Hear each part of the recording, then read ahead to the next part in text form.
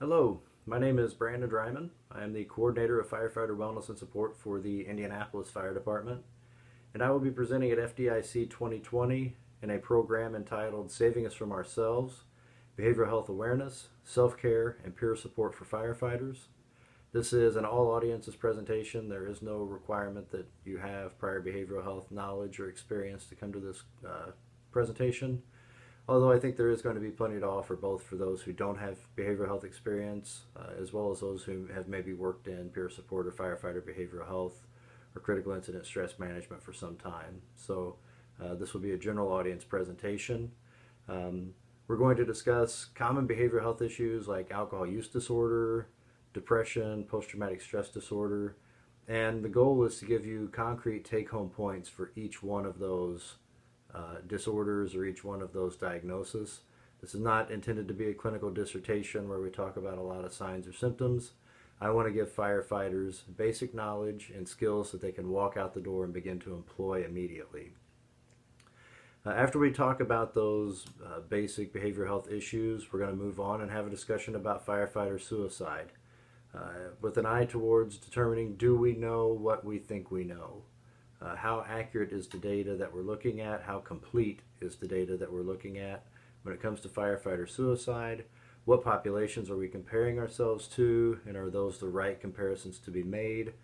Have any studies been done in this? There have been some interesting studies that have looked at firefighter suicide rates as compared to different populations within society, and the results are interesting and maybe fly in the face a bit of what we think may be going on with firefighter suicide. So this portion of the presentation may challenge some commonly held beliefs about firefighter suicide rates in the United States.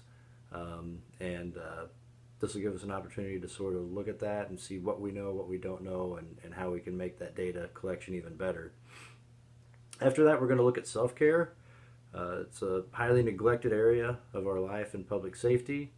We're going to look at 6 things that we can do, 6 broad categories that we can look at to improve our self-care, and hopefully out of those 6 categories we'll be able to find something that works for you and that you can take back to your departments and talk to your people about how they can improve their self-care. So again, straightforward, 6 take-home points that you can walk out the door and begin to use that day.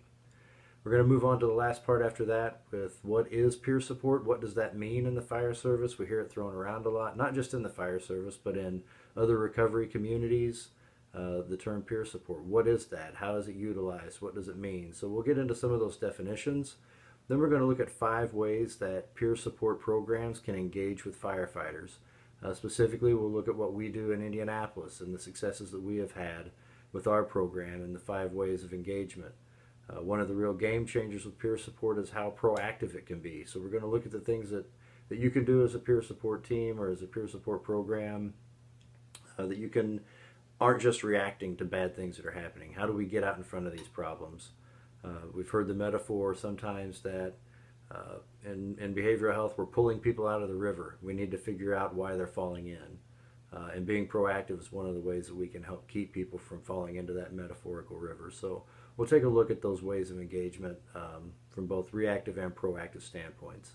This is a new class for 2020, so if you want to come and hear some new material on behavioral health that hasn't been presented at FDIC before, I really hope that you'll come to my presentation, and I look forward to seeing you there. Thank you.